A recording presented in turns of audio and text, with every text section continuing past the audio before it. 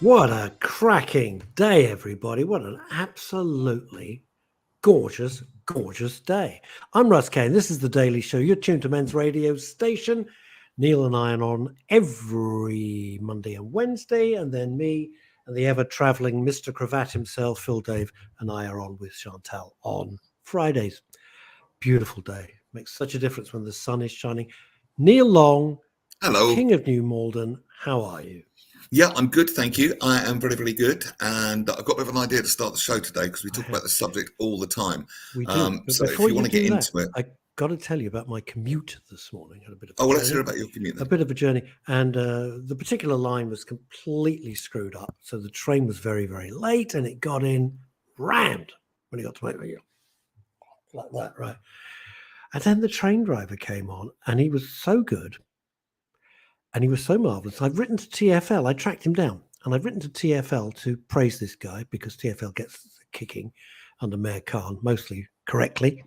But this guy was so good. And then he was cheering us up by going, mind the slidey, closey doors. Mind the closey, slidey doors. Here we go, everybody. Choo-choo.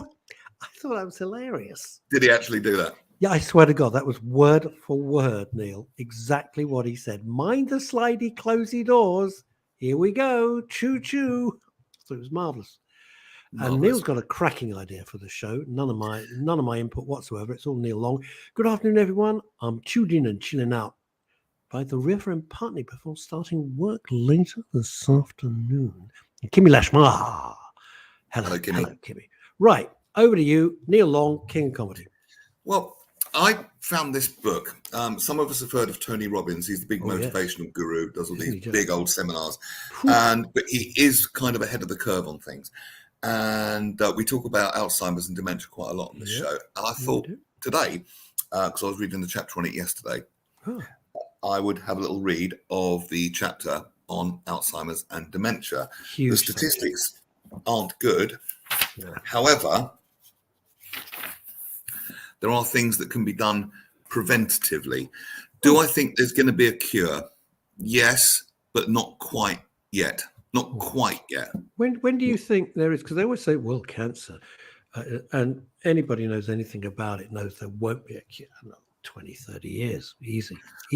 I don't know. I'm not sure I can make those predictions. However, I'm reading, other bits in the book, and I do know that they're not on the radar, but there are amazing people doing amazing things, making amazing breakthroughs and doing all kinds of things that you certainly won't read about in the paper. Or, it could have been a study that was done 15 years ago, which was a breakthrough, which led to this, which led to that, which led to that. Yep. So we are getting there. But what is misleading, and Neil, I'd love your take on this. What is very misleading is when the tabloids say, new cancer breakthrough found. And what they actually are saying is there was a seminar or there was a meeting and it was discussed. But the actual time frame, I've talked about it a lot with specialists and doctors. And what it really means is we're starting to investigate it. And maybe in 20 years' time, we will have been able to perfect this, but we can't do it at the moment. There is an awful lot of research going on, obviously. Really? Too much money in not curing cancer, but in my humble opinion, it's come a long way. It has, and it continues to evolve. I'm just going to give you a dozen things here, in order of importance, that you can stave off 40% of dementia cases, according to 40. Yep. Wow. Okay. According to the Lancet Commission of Dementia Prevention, Intervention and Care. In order of significance, here they are, and some of them might not be what you expect. All right. Hearing loss, number one. Because if you can't hear properly, if you can't get in, you can't process, which seems really obvious, but I hadn't thought about that. We obviously have a lot of evolved technology for advanced, subtle hearing aids, that kind of thing. Get your vanity out the way. Hearing's really, really important. Okay. Number two, and this was curious, low education levels in youth. That came in at second. Now, really? Yeah, really. Yeah, really. Wow. And this is from the Lancet. Now, I'm a very firm believer that all skills are learnable. So even if you didn't have a great education in youth, particularly in this age of accessing pretty much anything online round the clock, hi Liz, you can catch up, and it can be a joyful journey into learning new things, which forms new neural pathways. I suppose the more you learn, the more potential neural pathways and more bigger choices, bigger panoply of things you can choose from, rather totally than agree. Limited. Totally agree with you. I would guess it's probably something like that. Number 3, good old smoking. Okay. Number 4, depression. All right. I'm doing really well here now. But we can break all these down and maybe look for some solutions. God, shoot me now, gang. Number 5, social isolation. Yeah, that sucks. A community of peers is so important. Even if you're just doing a 22-day don't eat any sugar challenge, just being around people that are cheering you on, knowing you've got people that have your back, being in some sort of community, common unity with people is important. Traumatic brain injury at 6, air pollution, including secondhand smoke, and I know they're pretty, wood burning fires. Not good for us. Not good. And I love them, but they're not good. I love wood burning fires. So do I. Love them. Hypertension. Absolutely love them. Hypertension at 8, which is a systolic blood pressure higher than 130. But that's a medical thing, right, Longie? That's a medical thing. It's not like it's medical, but if it's addressed, it will contribute to staving it off. Okay. And it comes in at number 8. Physical inactivity 1.6%. Diabetes 1.1. Excess booze number 11. And obesity number 12. Now, diabetes, there's a whole chapter on that, and perhaps we can do that. If we get time, I could give you some highlights from that now, because there's massive reason for hope with type 2 diabetes. I think what would be really good, Longie, if run through that list again. I've got one more thing to do. I've got one more thing to do on dementia, because I learned a fascinating bit of neuroscience last night. Okay. All right, number 1, Pop Piggers. Hang on. Let's see if we can do it. No, don't. All right, and it's 12 ways to stave off dementia. All right, Pop Piggers, this is really crass. I'm not going to do this. But number 1, hearing loss.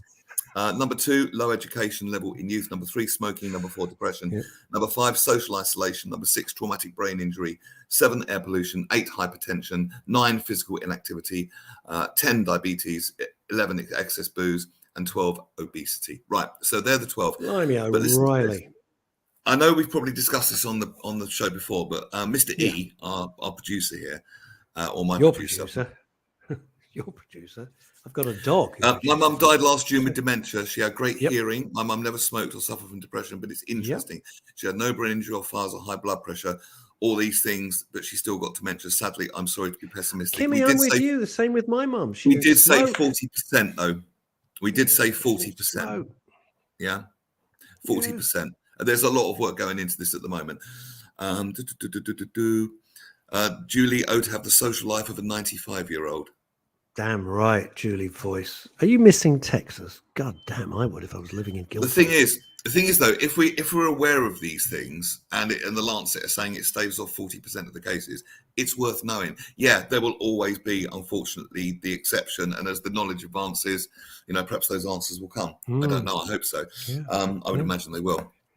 But any of those, we can break them down. We can go, okay, here's what you can do about diabetes. Here's what you can do about that. Type 2 diabetes, as far as I'm concerned, is reversible. It really is. And I know that might be hard to believe. Didn't used to believe it was, but I've heard too many cases now of people reversing it. And I understand why. I understand the science why. Well, I had a hell of a shock, Neil, when about a couple of years ago, the doctor said, "Oh, by the way, you're pre-diabetic." I'm like, excuse me? What? No, I think they've lowered the bar so that if you're an ounce overweight or something, you're pre-diabetic. I then reversed it. It's no big. It was really, if I can do it, believe me, any chump can do it. And it was no big deal. Yeah. And it was absolutely fine. I'll come on to that. If we get time, I'll come on to that in a minute, because there's some quite amazing statistics on diabetes. It's more advanced knowledge, I would say, than dementia. And they list 13 tools in this book. It's a brilliant reference book. It's got all the very leading edge. What's it called? Tony Robbins' Life Force. Life Force, Tony Robbins. It's got all the leading edge stuff that Have the you people ever are been doing. to one of his live events? Sort of thing I I haven't. figured you would do. No, I haven't. It's I not. It's not. never have.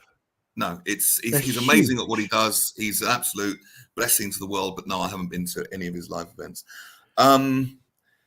It's basically a great reference book, because if one of these things does strike, suddenly you don't want to be in a massive learning curve looking for obscure breakthrough studies that might have happened 15 years ago that lead to this now. You want it all in one place. So I would recommend grabbing a copy of this book. But anyway, what I'm coming on to say, I was talking about Mr. E, Ken, Yes.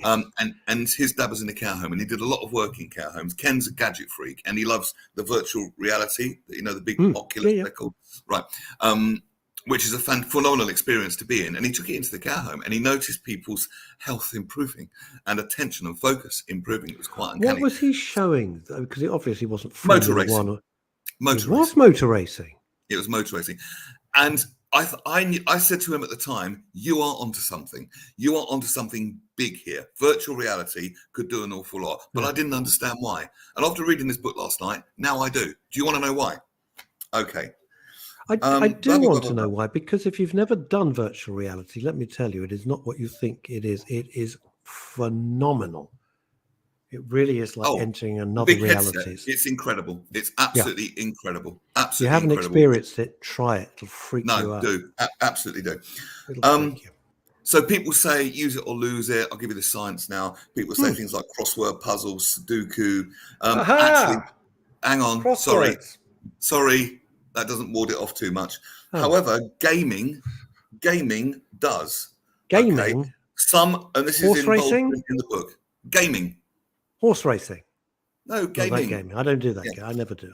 Okay, but hang on, bear with me. Yeah. Some of the most effective anti-dementia tools may be around specialized video games designed by elite neuroscientists. Okay.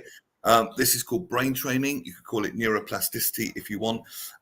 Number one, and it used to be believed that we got a certain amount of neurons, and that was it. They just kind of worked their way down until you ran out and died, basically. Not true.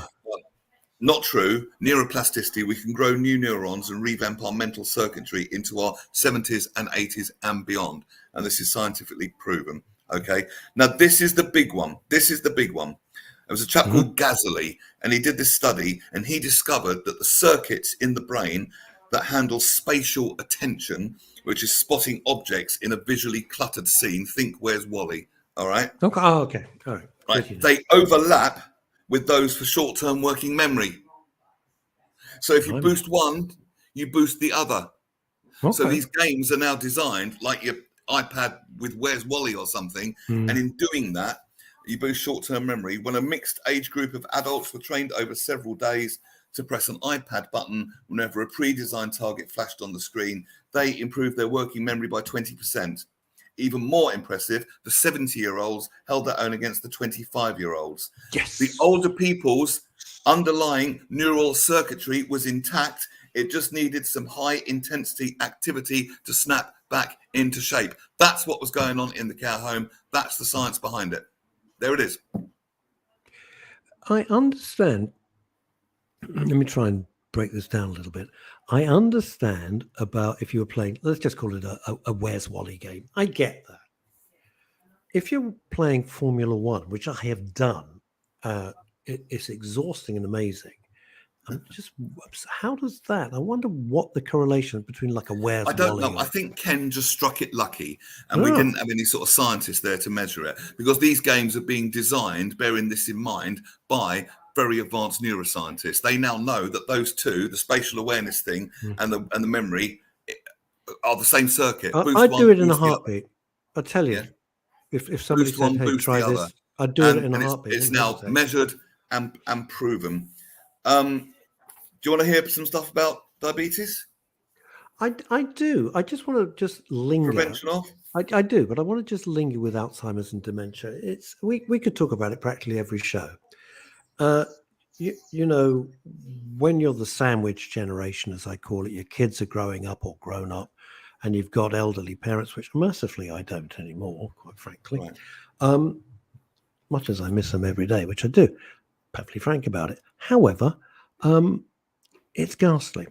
And it seems to be on the increase. And one thing that never seems to get talk about, Neil, is this. I remember in one of my mum's care homes, I had to move her 4 times because it was a whole variety of reasons. Not that she knew. I was there one day, well, a lot of days, right, over 16 years, but I was there one day and there was a couple of girls with a slightly older woman, and I forget they were all visiting their grandmother or something. And to my, I'm going to say horror, the slightly older woman was in the care home. She'd got dementia. She was like very early 40s because the kids were not old. The kids were like just coming out of teens sort of thing, right? Maybe early 20s. And she looked so young. And I thought, what an effing tragedy. It's a tragedy at any age, but of course that is horrible death. Of course it is. Horrible. And very, very close to my heart. And I thought this is the perfect platform to talk about stuff like this. Because if one person does something that prevents it and they can share that information with other people, maybe you're watching this video back at a later date. I'll hold that book up again for you. It's a fantastic reference book of all the leading edge research that's going on. You and I would never find it because we don't know where to look. Tony Robbins does, and he's compiled it all together, and it's brilliant. Want to talk about avoiding diabetes?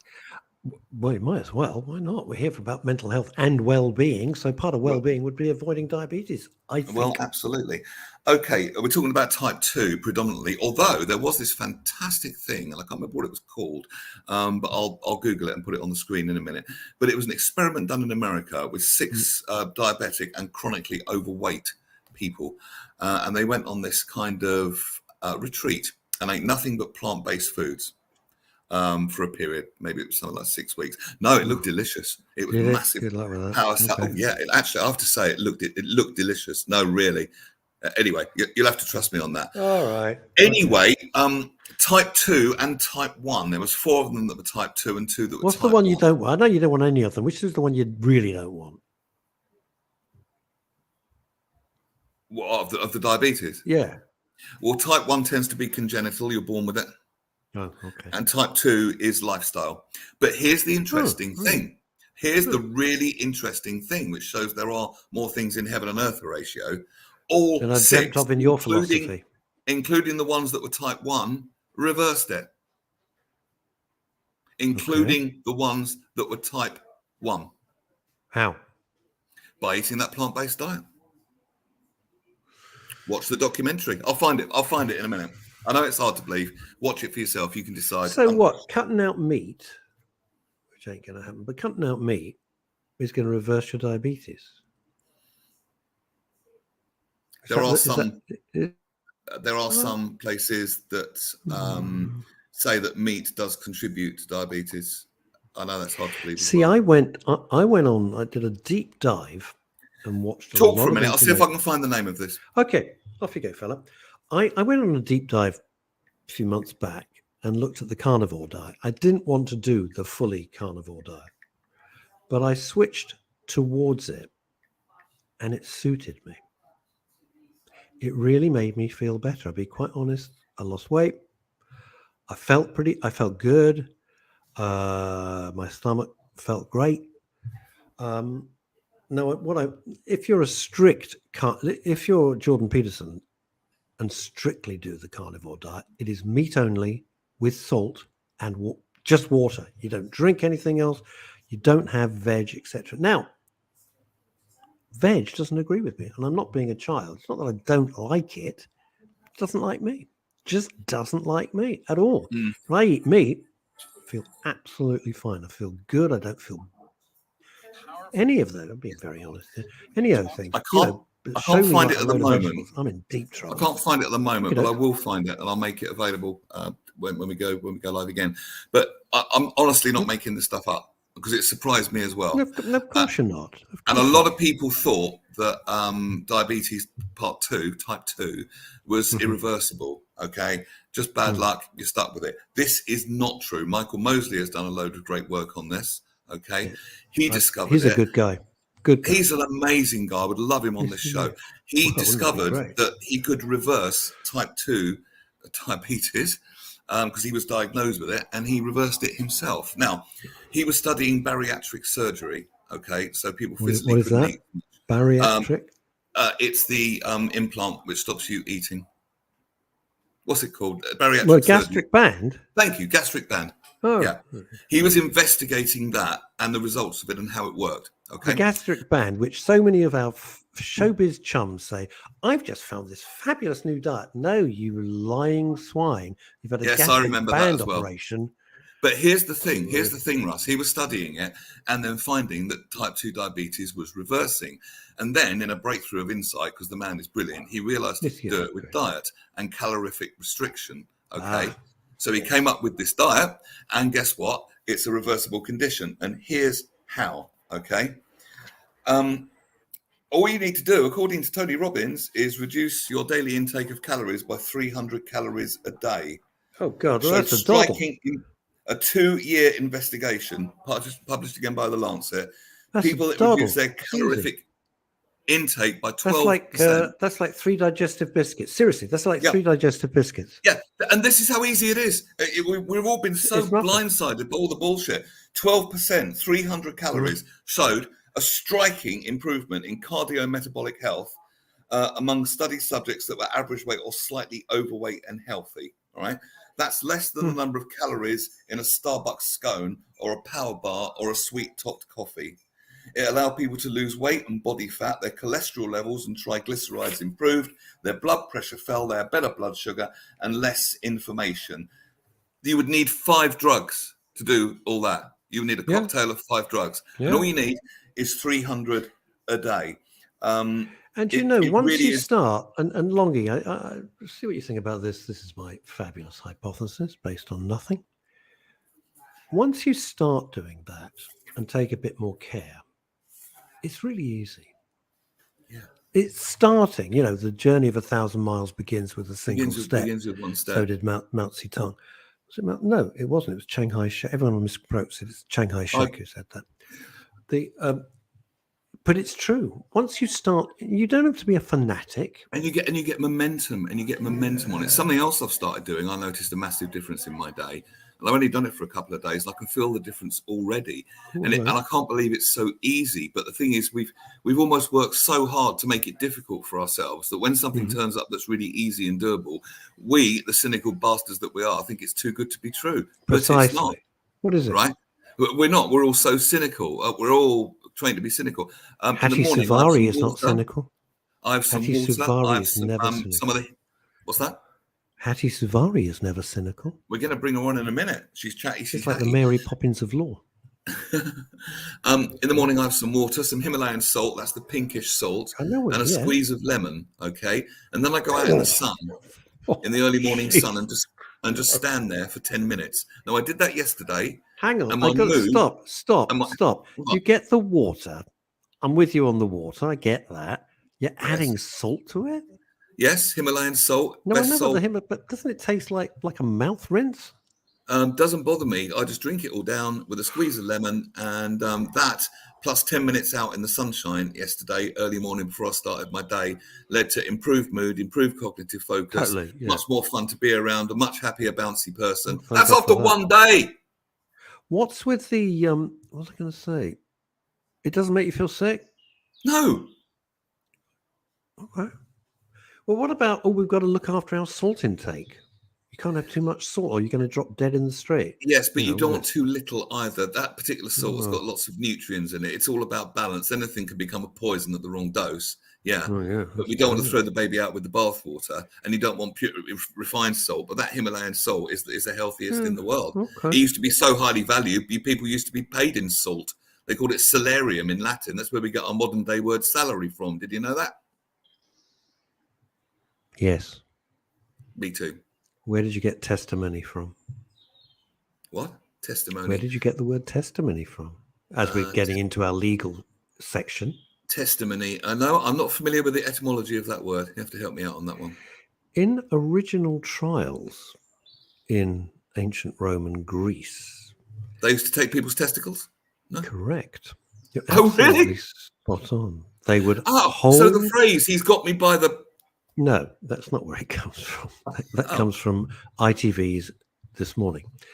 No, he's got me by the... I won't let it go. It's too good. No, it came that when you were about to give a deposition or give a witness statement or something to swear the truth, you would hold your testicles. Awkward if you're a woman. No idea. You have to make do. Hold something. But that's where it came from. Testimony from test days.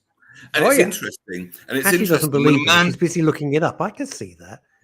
And also, making it up. When a man feels nervous, you will see him stand like, I've put the camera down. You'll see him stand like this. Well, especially if they're taking a goal. Yeah. Like dude, I never stand like that. I've never stood like that. Karen, you're absolutely right, but there is a science to it because that is vitamin D as well. D, and bloody marvellous. That morning routine, it's basically the way it was described to me, which made sense to me. It's like when you get in your car, you don't want to turn it on, slam it into gear and drive off. You want to let it warm up slowly. You should. Let it warm up slowly, then when you put the gas down, it'll be a smooth ride. It's the same for our bodies. That little cocktail, 10 minutes out in the sun, bit of meditation, if you do that, that's your warm up for the day. And then you'll have better energy and flow through the day. Yeah. It's true. It's true. I'm with you. I tried it. I'm speaking from experience. I'm with you on this. To sum this up, I would recommend you get this reference book, Tony Robbins' Life Force. Absolutely leading edge and absolutely fascinating. And Tony Robbins is a brilliant, brilliant man. Or check out the work of Michael Mosley. Okay. Any of his stuff. I love Michael Mosley. I think he's a national treasure, and I think the man is a genius. But check out any of his work. And the good news is diabetes type 2 is absolutely provably, without a doubt, reversible. But here's the thing, Longie, and this drives me mad, and then it's time for, which I always look forward to so much, and I know Neil looks forward to it even more than I do, and that's saying something, with Hatti Suvari, our legal eagle from Get Legally Speaking. Fantastic subject this week, by the way. You will not want to miss it. All of this work being done by the best brains in the world to make our health better. Yes. And all you see on TV is adverts for absolute shit food, fizzy drinks, fast food, every sort of thing that you really should. I'm not saying don't eat, but don't make it your diet. Make it a treat. Yeah. Make it, if you want to make it a treat, once a month, once every 2 months. Okay. Do not make that your diet. Because it's absolutely not. Because that's what's caused. It's not just clogging up your arteries; it's clogging up the NHS. That's what's caused the diabetes and obesity. Of course, it bloody has. The term they've come up with. They coined a word for it: diabesity. That's what's happened. Well, it's diabesity-bolical, is what I think it is. Quite simply, I do. It really is. I think those adverts should be banned. I've always thought that you can't advertise the gambling stuff highly restricted. Those adverts for all fast food joints, ladies and gentlemen. Oh, you want to do it because you love her. Go on. You do the introduction. Ladies and gentlemen, please go wild and crazy for the only woman I know that is chatty and sassy and makes the law less complicated, makes it easy to understand, even to us, the great unwashed. Ladies and gentlemen, please go wild, go crazy, and welcome Hatti Suvari, ladies and gentlemen. There she is. Guys, I close my eyes and I'm imagining the lights, the stage, the audience. It's the O2. You're in the O2 now. This is what it is. You're in the O2. No ifs about it. No ifs. You are in the O2. Love it. Pyrotechnics are going on. It's like the opening of a Kiss concert. Ooh. The only thing not happening is Gene and Paul coming down. It's you. Otherwise, it's the same. We've missed you. We've missed you the last couple of weeks. We did miss you. Did you get off your court case? Did you get away with it? I did. We done fabulously well, I have to say, and I'm really, really pleased. But there, a wise man once told me, he wasn't so pale, male, and stale, but was in the law, that you have to win your case before you go into the courtroom. What does that mean? There you are. It means prepare, do your homework, and don't take the client down a road which is a dead end just because you're instructed. Which, unfortunately, lots of lawyers do. Hatti, expand. I know it's not why you're here today. Expand on that. It's a bloody marvellous thing to see. You just said. I can draw a parallel here. Sometimes when I get, and bear with me here, when I get DJ playlists for parties, people go, I want this and this and this and this played. And I know damn well that's not going to work. Yes, I can play those songs all night, and you will not have a great night, and people will think the DJ's a bit shit. However, I might make the call and not do what the client wanted and have a much better night, and therefore a success. Is that kind of what you mean? Yes, it is. I honestly, I mean, I've only been in this business for 12 odd years now, but the amount of times I've said to lawyers on the other side, what are you doing here? You have no defense, or you have no case. And the amount of times how can I put it delicately, where they've basically just said, we've been instructed to come. We've been instructed to come and help and represent. That's what the client has asked us to do. And it's complete pants. It is complete pants. Well, I mean, I hate to say it in this way, and there might be a case that I'll lose one day, but in my law firm, I've not lost a case. Wow. Russ, wow. Right? So like if somebody comes to you and says they've got a problem and you think you're heading for a train crash, you don't just take their money to drive them down the tracks. But they do. And because this it's is no where win, no bloody fee. And this is not even then. wrong. Oh, forget that. It's not even no win, no fee. Okay, They don't do it on no win, no fee, because no win, no fee means that the lawyer's defending or claiming for the person that really doesn't have a case or doesn't have a chance of winning won't get paid. Right. But this is the thing, this is why I feel a little bit disgruntled with the legal sector, because you shouldn't lead people down a road where you say, do you know what? You've got a 5% chance, a 10% chance of winning this. I understand. I can get a 50-50. Sometimes you can have a 60-40. I've had a 60-40 where I've said, listen, you've got 40%. This is where we are. These are the points, your strong points. These are the weak points. But you take a calculated risk, and it's for me and my law firm, it's paid off. But when they know, the case I had last week didn't even have a 2% chance, because a judge in a previous hearing for the same case told the defendant that and barred himself from the case because he said, I'm going to give you advice because you're here heading for a final hearing in the High Court in London for 3 days. I'm going to bar myself from the case to tell you this because you need to hear it. You've got no defense. Wow. You can't win this. And I didn't realize a judge could say that. Actually. Well, if he bars himself from the case to advise the person that's being, that's on the other side, or even if they were a claimant, and the judge did do that. And I've never seen that happen in 12 years where a judge said, I'm going to deliver some real realities to you, but I'm going to bar myself from this case so I can't hear it again. But what did the lawyers do at the final hearing? Took the money. Of course they did. I'm not a fan of that kind of legal assistance. I wouldn't have, if I actually said to the barrister that I was with, if that client on the other side came to us 2 weeks before the final hearing and said, look, I'm in a real mess. This is my situation. Read the papers. What do you think? I would have said, this is the advice we will give you, but there's absolutely no way we'll go and try and defend this for you because you'll be wasting your money. It's really good to have conversations like this, because I think we all assume that people with letters after their name or qualified know exactly what they're doing and are on your side. But sometimes we could save ourselves a lot of time, effort and pain by just, having conversations like this and knowing what's really going on. Very, very quickly, Hatti, it's going to put this message on the screen. Leslie Ian Jones, I have diabetes 2 and on metformin. I will walk myself into remission. That's a great mindset. I urge you, Leslie, to check out the work of Michael Mosley on this. Please do. Hattie, have you never been...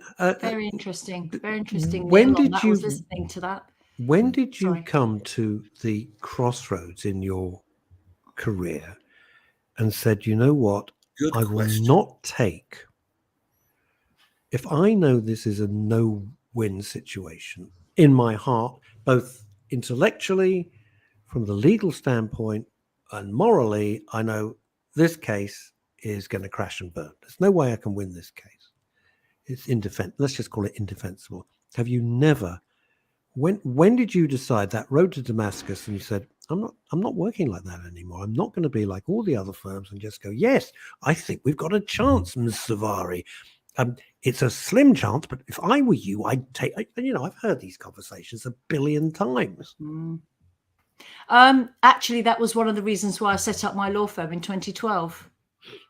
I wanted two things. Right. I wanted to deliver legal services that gave two really key things. One, that it would never, ever take somebody down a path where I didn't actually believe there was enough chance to win, because that is not the best advice, is it?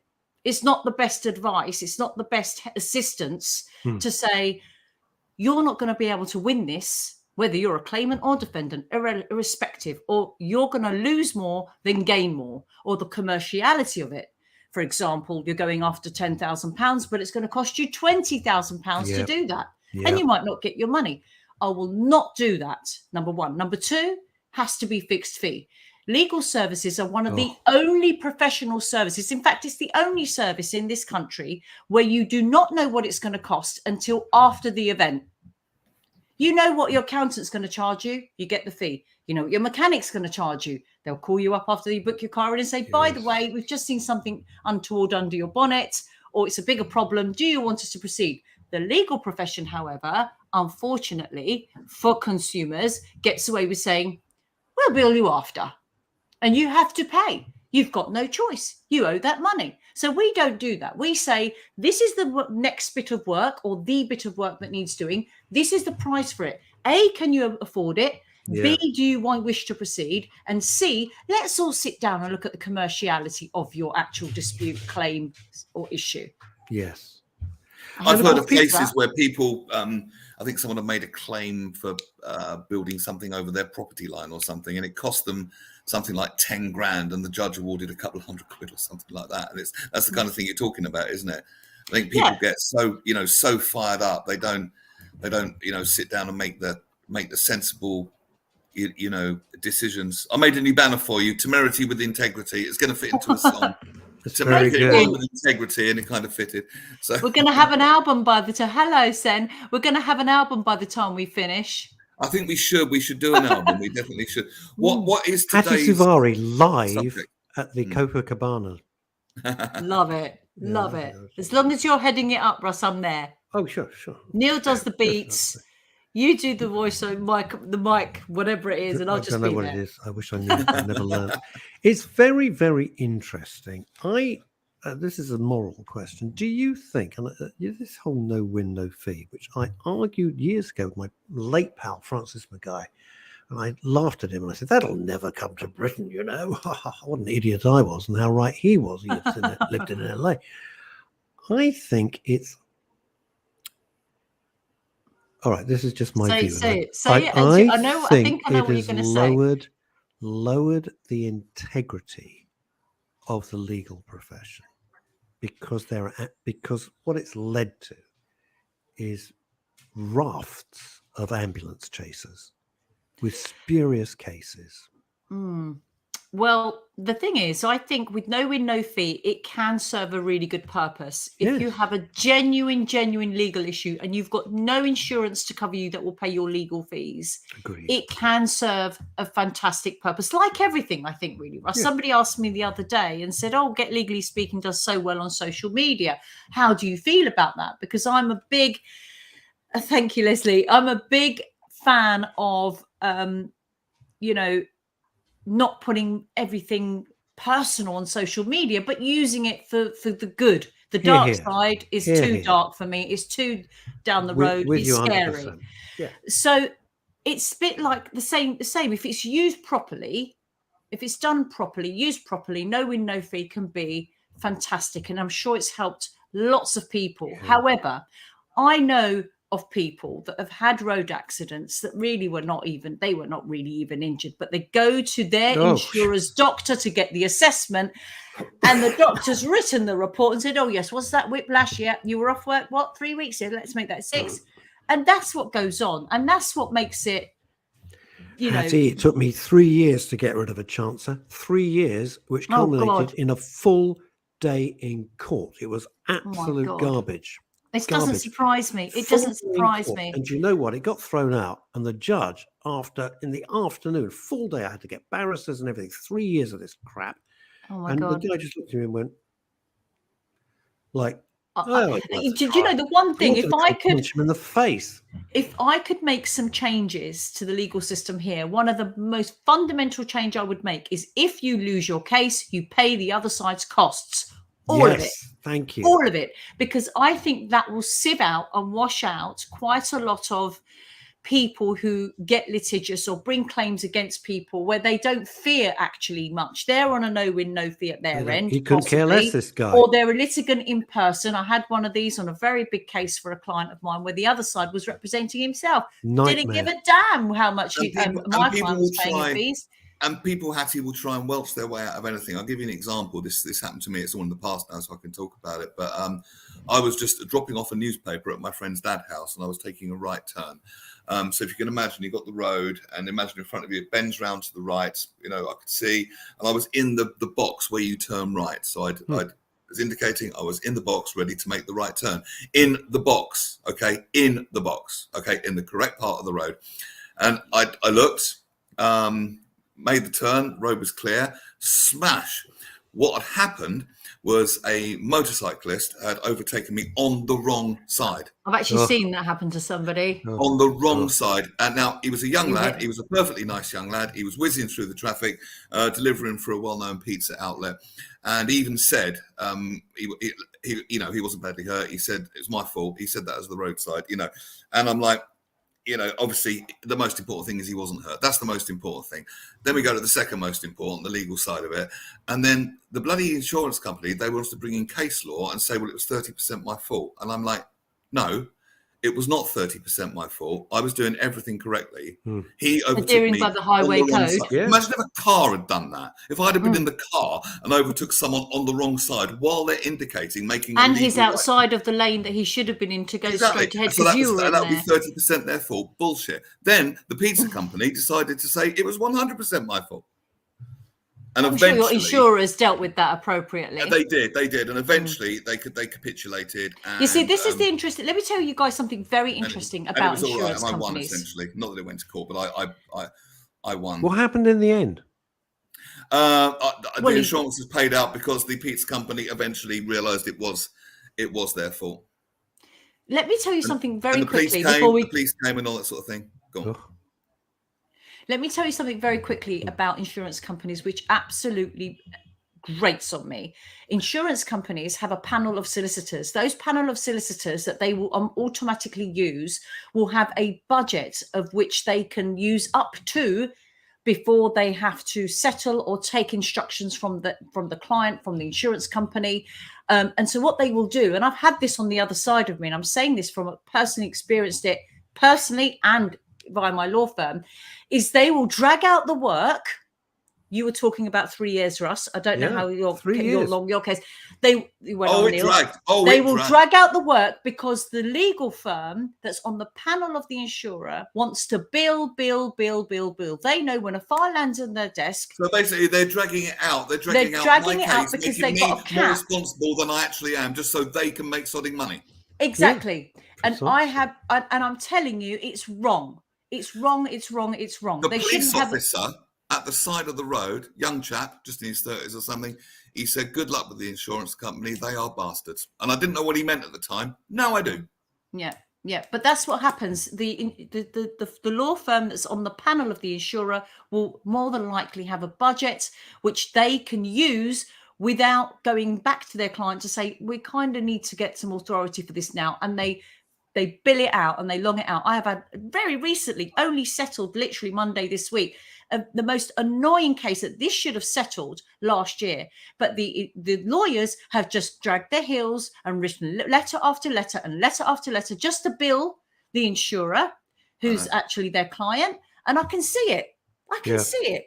Oh, yeah. Don't make me the head of the legal department for this country, because I tell you what, it will all change. And it needs to change. Can I ask you this? I will make you that overnight. But I listen, would as well. Because I don't want to be rude, but we've only got 15 minutes left. Do we have something for today? We probably should get on. Yeah. Go on.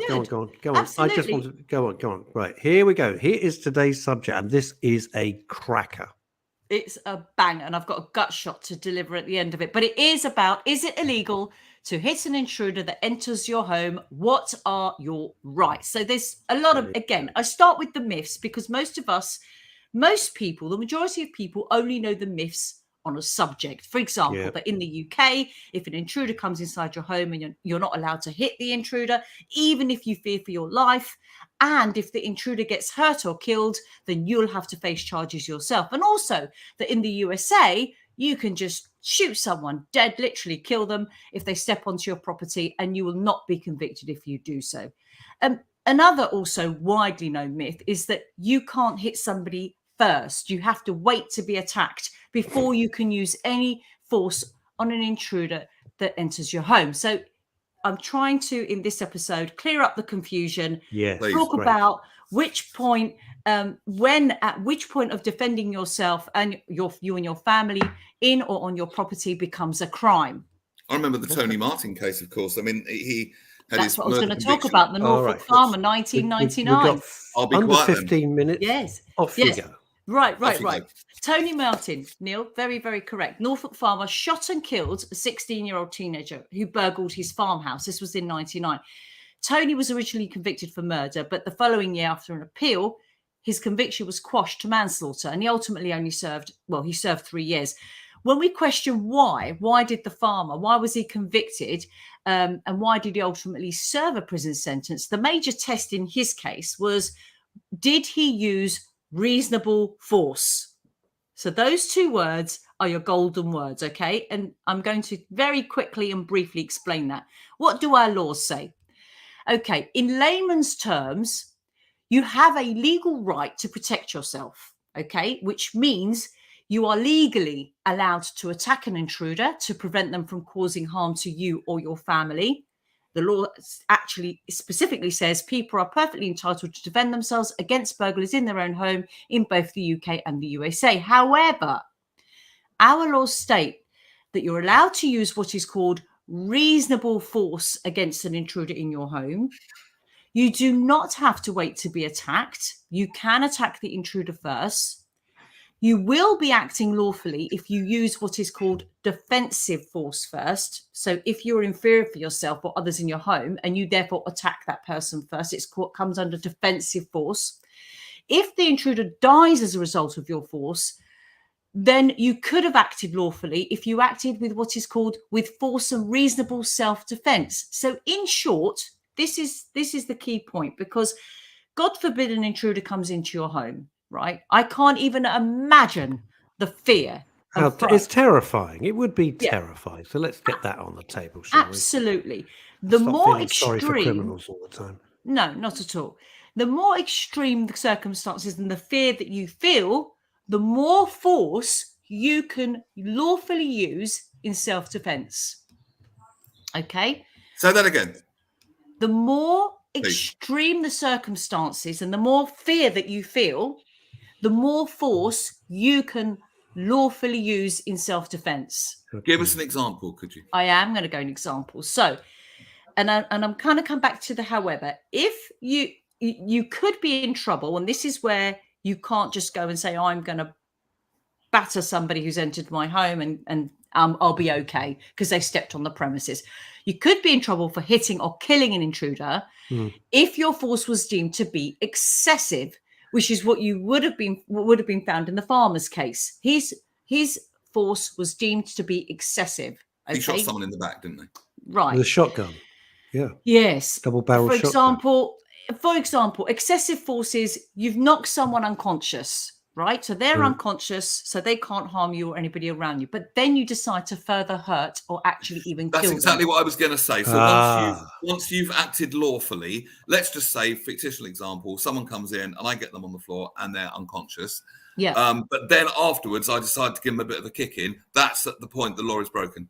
That's correct. That's where the law will not look at you favorably and not favor you by saying, well, you haven't broken the law. You can't. Excessive force is using more force than necessary under the circumstances. Okay. And remember the key point.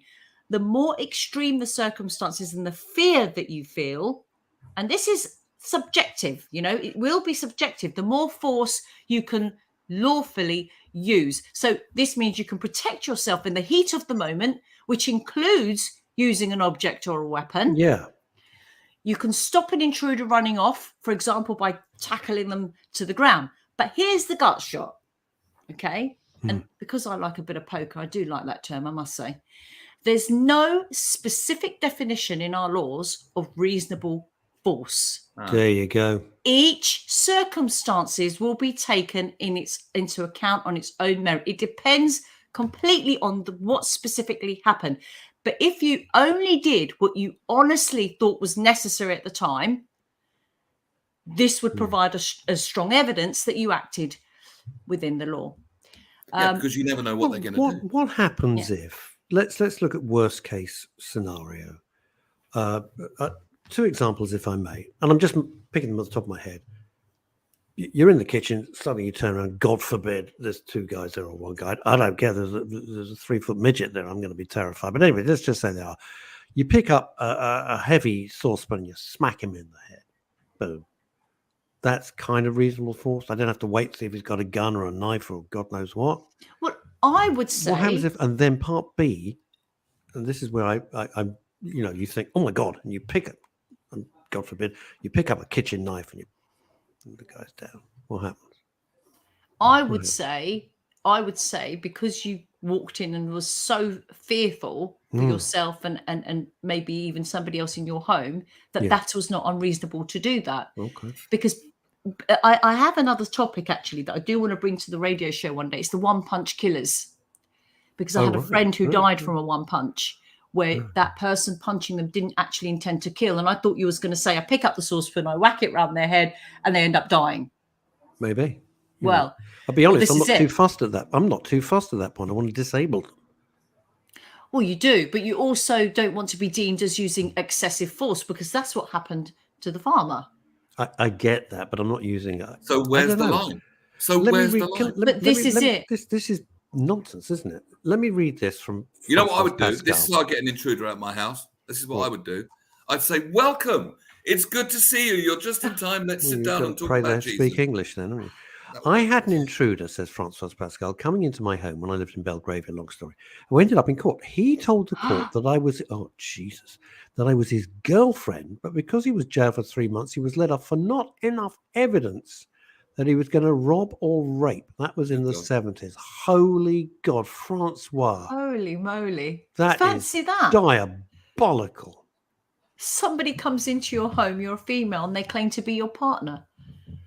Wow. What about this? Now, Leslie Ian Jones is being slightly light, but let's look at that. What Leslie Ian Jones is saying is, while there's no real deterrence, let's not use this word, try their luck. Yeah, they do. They care not for your rights. Absolutely. So my tool, now here's the point. Hattie, where does this stand? So my tools, and I don't know what he's got. I don't know it, Leslie Ian. So my tools are always available in the middle of the night. Could be a baseball bat. But he's wearing a hard hat in the picture, so I can take a guess. Do you know my dad, bless him, he used to keep a snooker cue under his bed. I don't blame him. I keep a cricket bat. Well, we had somebody break into my mum and dad's home by taking the double glazing window off of the wall and creeping in, grabbing the car keys and leaving off in the night with his car. Jeez. Literally, they took a whole double glazing window off the wall, out. Damn.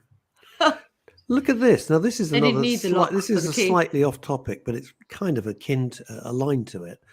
What's the rule if someone says, Paul, what's the rule if someone decides to apply a citizen's arrest? Am I allowed to detain and restrain someone until the police arrive in 3 weeks' time? What's the deal there? Well, we can do a topic on citizen's arrest. Yeah, I think it's quite an interesting one. We had that chap last year. I forget his name, but he ran over and killed somebody who was attacking somebody else. And he wasn't charged because the only way... No, this guy was stabbing people up in the street. Was it last year? I don't know if you remember reading it. Right. And this other guy in his car just ran him over because there was no way of stopping him from just stabbing random people. And he killed him. Sorry, I'm just saying good, but there we are. Well, you have to stop. I mean, goodness gracious. But citizen's arrest, I mean, again, if you're stopping a situation because you're fearing for what's going on to you or somebody around you, it's, again, reasonable force. But you can't, I guess, define what's reasonable force because it's going to be unique to that situation, isn't it? What you're being faced with, how you feel, and potentially if somebody's attacking you, the way they're attacking you, what they're attacking you with, it's going to be very unique and specific to that situation. So how do we ever really know? Sorry, Neil. So how do we ever really know? And in the heat of the moment, in It's the that heat fight of or the moment. flight, how are we supposed to think, there's I mean, just take it a snap decision. I walk in my house and there's someone there with a knife. I'm really not going to go, Now, I must consider the legal ramifications of this. No. What is reasonable No. force in this context? Even though You're actually not. You're not. No. There's no definition in the law, but I will stop and consider both sides. It's not going to happen. No, it's not. But I think the headline here is that it's not illegal to defend yourself by hitting that person first, right?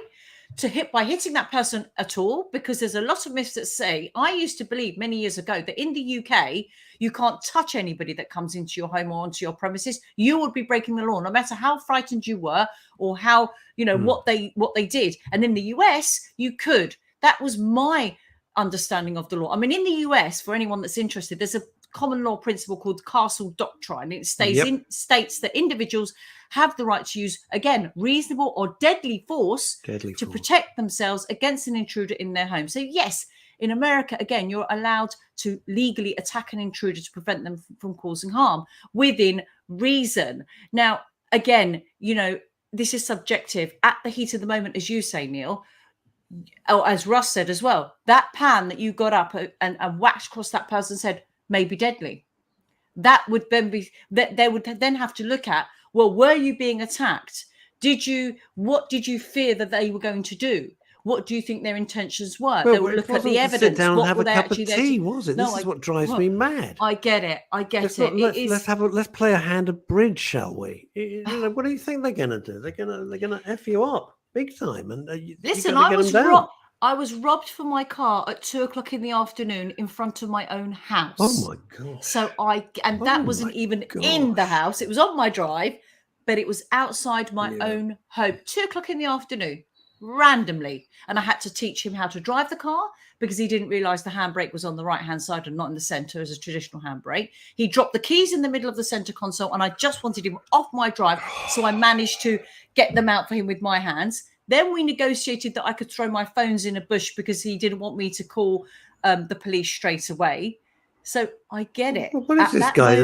What is he, a negotiating expert? Or was he from ACAS or something? I was petrified, Russ, and it went on for 10 minutes and it was all recorded on my neighbour's CCTV, thankfully, because when the insurers came round and said, what happened? I just said, let me just press play. You can see it all. And they did. Did he get caught? Did he get caught? No, because although my car had a tracker, they must have put the car in a container very, very quickly. I had the helicopter. The police had the helicopter up, to be fair, within about 10 minutes. Wow. But they'd already driven it somewhere local. They obviously planned to take the car at some point, and they drove it into a container, closed the doors, which meant the tracker couldn't pick up. So I get the fear that you can feel under, circumstances like that. So you were carjacked? That is horrible. Yes, outside my house in the afternoon on the 2nd of June, 2006. Wow. And me being such a petrol head, instead of looking at the legal ramification, I'm sitting here, wait a minute, handbrake's on the right. So that could be an E-type Jag. No. I'm working through. Are you a petrol head? I love cars, Russ. Oh my God. We're going to have to do something on motoring law then. Why don't we do? Please. What happened? Very quick question. What happened to when the maniac was stabbing people in the street and a frankly good citizen hit him with his car? Hooray. What happened to that driver? Was he prosecuted or what? The police were considering prosecution. There was petitions being signed by people saying, you've got to let this guy go. He actually saved lives. I don't believe he was prosecuted. Good. Okay. Yeah. There we are. Okay. If anybody needs help on this topic, I know the Citizens Advice Bureau are quite busy, but citizensadvice.org.uk is all I can offer today on that, because there aren't actually any helplines or any websites that you can go to say, look, this has happened. This is what my position was. Where do I stand? God forbid anyone's in that position where the police are looking into whether you acted lawfully or not. But it's a real situation. It's a real situation. And isn't it morally repugnant that someone who is a criminal, who is prepared to break the law, and yet the responsibility lands on the person minding their own business, like you in their car, you know, like anybody who picks up a frying pan or a banana or whatever it might be, a statue, who the hell knows? It's morally revolting. It is, but the law isn't based on morals. No. Ha! But we are. Hatti Suvari, you are a living legend, and we love you coming. You are a shining light in the dark. People are going to start thinking that I'm paying you to say these things. Goodness gracious! By the way, so much. The check didn't clear, so I've got to go to a lawyer. Small claims court. Patty, we will see you, Hatti Suvari of Get Legally Speaking. We'll see you next Wednesday. It's been lovely. Thank Always you. nice to see you. Thank you, guys. Love to all. Longie, take care. Bye, everybody.